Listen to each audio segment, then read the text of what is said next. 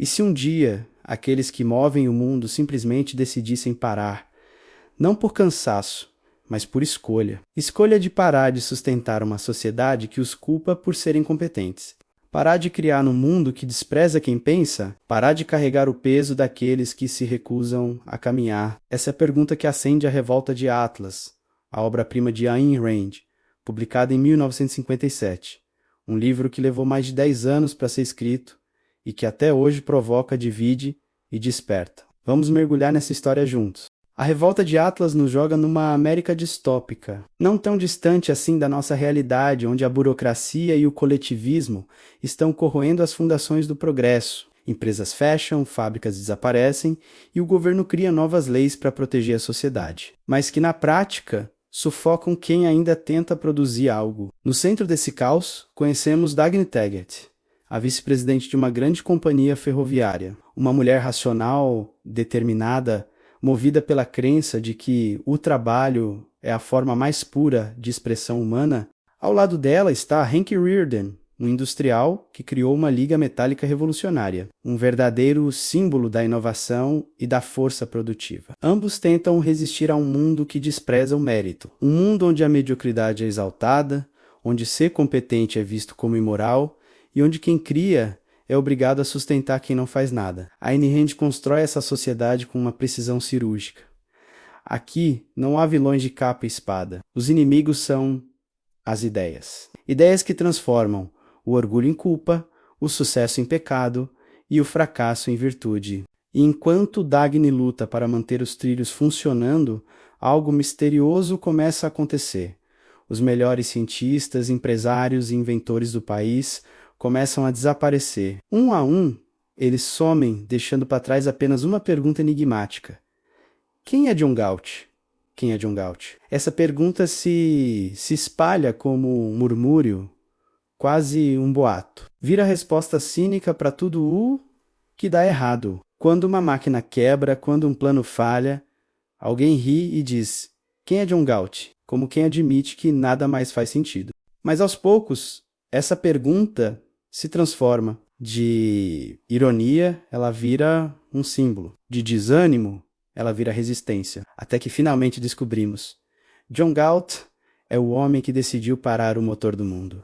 Galt é o ideal de homem de Ayn Rand encarnado, racional, criador e livre. Um homem que se recusa a viver como escravo de um sistema que pune a virtude e premia a culpa. Ele não busca destruir o mundo. Ele apenas o deixa enfrentar as consequências da sua própria incoerência. Enquanto isso, Dagny luta contra a ruína, acreditando que ainda é possível salvar a civilização. Mas a cada nova lei, a cada nova ajuda do Estado, a cada nova exigência de sacrifício, ela começa a perceber que o colapso não é um acidente. É uma consequência. Por trás dessa história épica, existe uma filosofia poderosa que Ayn Rand chamou de objetivismo. Ela acreditava que a razão é o nosso único meio de conhecimento, que o propósito moral da vida é a busca pela própria felicidade, e que o sistema político ideal é o capitalismo de livre mercado, onde as trocas são voluntárias. Mas a Revolta de Atlas não é só um livro sobre economia, é um tratado moral. Rand não defende o egoísmo destrutivo que a gente imagina, mas sim o egoísmo racional, a ideia de que o ser humano deve viver para si mesmo, sem se sacrificar pelos outros e sem exigir que ninguém se sacrifique por ele. Para Rand, a mente humana é o verdadeiro motor do mundo. Quando ela é punida, tudo para. Quando ela é livre, tudo floresce. A obra questiona frontalmente a moral do sacrifício, o culto à culpa e a noção de que ser virtuoso é abrir mão de si mesmo. Ela mostra que a generosidade só tem valor real quando é uma escolha, não uma obrigação. E que a verdadeira dignidade está em produzir, criar e sustentar a própria existência. Essa filosofia culmina no juramento de John Galt, uma das passagens mais famosas do livro.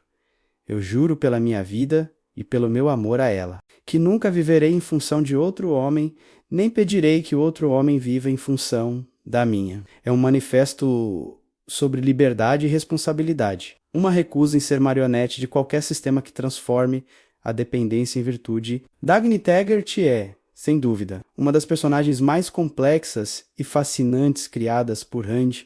Ela representa o espírito racional que ainda acredita, não em deuses ou em governos, mas na capacidade humana de pensar e construir. Seu relacionamento com Henk Hirda é um encontro de iguais. Não é o amor do salvador e da vítima, mas o amor do reconhecimento mútuo. Eles se admiram porque veem um no outro a mesma força, a mesma integridade. É um amor que nasce da admiração, não da carência, e é isso que torna o livro tão poderoso. Rand redefine o amor como uma consequência da integridade, não da necessidade. Enquanto os criadores desaparecem, o mundo, previsivelmente, mergulha no caos.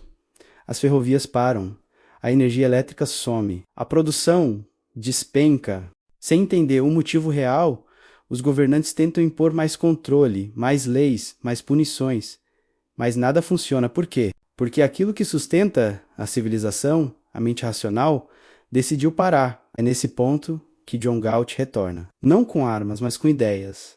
Ele não quer dominar, ele quer libertar. E ele faz isso através de um discurso de rádio que se tornou um dos mais longos e impactantes da história da literatura. Por mais de 60 páginas, Galt explica por que a moral do sacrifício destrói tudo o que toca. Explica que o homem não existe para servir, mas para criar, que o valor supremo não é a obediência, mas a razão, e que o colapso do mundo é apenas o reflexo do abandono desses princípios. Quando Galt fala em parar o motor do mundo, ele não está falando de destruição.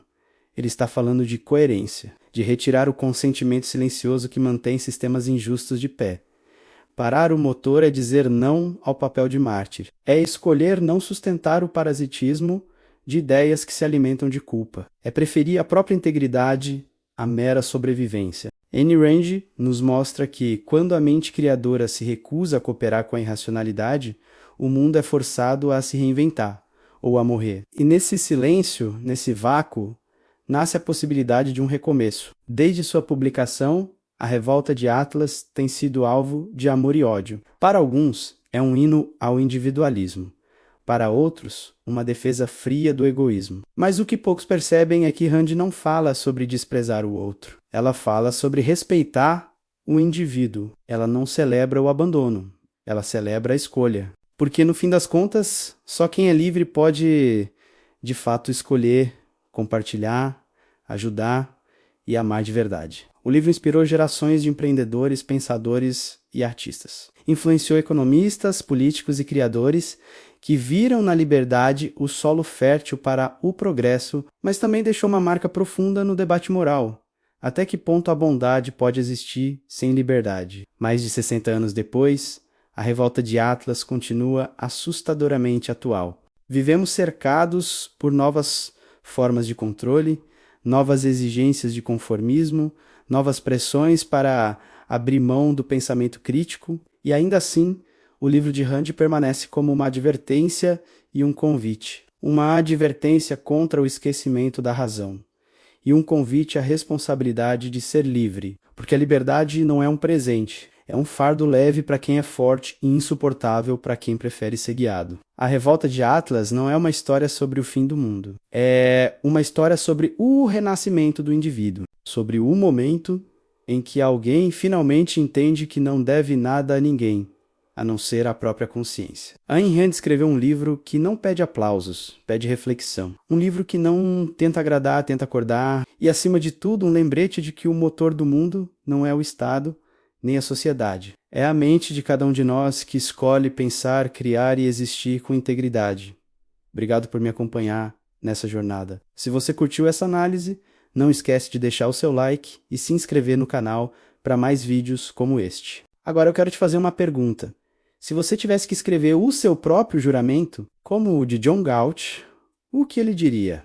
Deixa aqui nos comentários. Talvez o seu manifesto inspire alguém a retomar o controle da própria vida. Até a próxima. Se quiser mergulhar mais fundo, conheça nosso livro As Palavras que Nos Moldaram, link na bio ou comenta quero.